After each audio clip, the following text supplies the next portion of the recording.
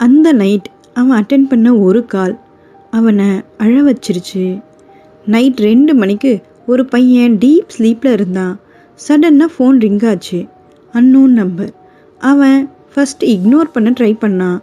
ஆனால் கண்டினியூஸாக கால் வந்தது. ஃபைனலி அவன் அட்டென்ட் பண்ணான். ப்ளீஸ் ஹெல்ப், ஆக்சிடெண்ட்னு ஒரு வீக் வாய்ஸ் கால் கட் ஆகிடுச்சு.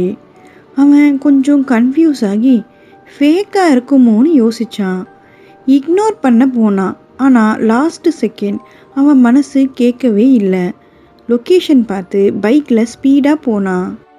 அங்கே போய் பார்த்தா ஒரு வயசானவர் ரோட்டில் ரத்த வெள்ளத்தோடு விழுந்து கிடந்தார். அவன் இம்மிடியேட்டாக ஹாஸ்பிட்டலுக்கு கொண்டு போனான். அடுத்த நாள் டாக்டர் சொன்னார், இன்னும் 10 நிமிஷம் லேட்டாக வந்திருந்தா இவரை காப்பாற்றிருக்கவே முடியாது.